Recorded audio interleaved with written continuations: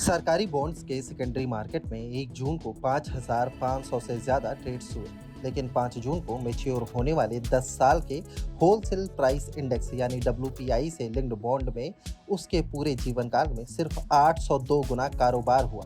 2014 की शुरुआत में रिजर्व बैंक ऑफ इंडिया यानी आरबीआई के कंज्यूमर प्राइस इंडेक्स सीपीआई पर अपना फोकस करने का नुकसान डब्ल्यूपीआई इंडेक्स बॉन्ड को उठाना पड़ा है। केंद्रीय बैंक ने जून 2013 में डब्ल्यूपीआई इन्फ्लेशन से लिंक्ड इन्फ्लेशन इंडेक्स बॉन्ड जारी करने शुरू किए थे। उस साल के अंत में ऐसे 6,500 करोड़ रुपए मूल्य के बॉन्ड्स की नीलामी हुई थी।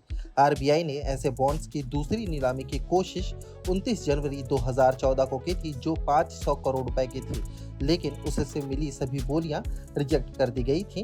इन डब्ल्यूपीआई लिंक्ड बॉन्ड्स की साबित हुई आखिरी नीलामी में यह रिजेक्शन चौंकाने वाला नहीं था, क्योंकि यह तब के आरबीआई गवर्नर रघुराम राजन के सीपीआई इन्फ्लेशन के रास्ते को अपनाने के एक दिन बाद हुआ था। उर्जित पटेल की अगुवाई में मॉनेटरी पॉलिसी फ्रेमवर्क को रिवाइज और मजबूत बनाने के लिए बनी कमेटी ने इस रास्ते की सिफारिश की थी। राजन के ऐलान से एक हफ्ते पहले ही पटेल कमेटी ने अपनी रिपोर्ट सौंपी थी। इसमें आरबीआई को सीपीआई इन्फ्लेशन के मामले में एक लचीला इन्फ्लेशन टारगेटिंग फ्रेमवर्क की सिफारिश की गई थी। दिसंबर 2013 में जब इस तरह के आखिरी बॉन्ड्स इशू किए गए थे तो होलसेल प्राइस इन्फ्लेशन 5.88 के अच्छे लेवल पर था। यह 2013-14 में औसतन 5.2% था। 1.44% कूपन रेट पर जारी किए गए इन बॉन्ड्स का मतलब यह था कि पहले साल में इसका रिटर्न 6% से ज्यादा था। लेकिन जल्द ही मामले ने खराब मोड़ लिया, क्योंकि राजन की अगुवाई में केंद्रीय बैंक ने रिटेल प्राइस में डबल डिजिट ग्रोथ को नियंत्रित करने के लिए वित्तीय स्थितियां सख्त बना दी थी।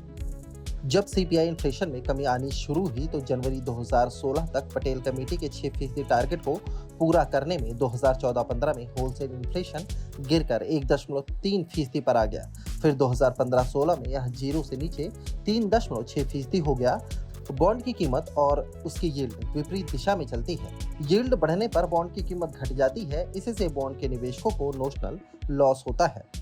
इंडिया में मॉनेटरी पॉलिसी का फोकस रिटेल इन्फ्लेशन पर होने से डब्ल्यूपीआई इंडेक्स बॉन्ड्स का मार्केट ध्वस्त हो गया। इसकी वजह यह है कि आरबीआई की पॉलिसी पर होलसेल इन्फ्लेशन में आई गिरावट का कोई असर नहीं पड़ा था। इससे इन बॉन्ड्स में निवेश करने वाले लोग मायूस हो गए और उनके बाहर निकलने का कोई रास्ता नहीं था।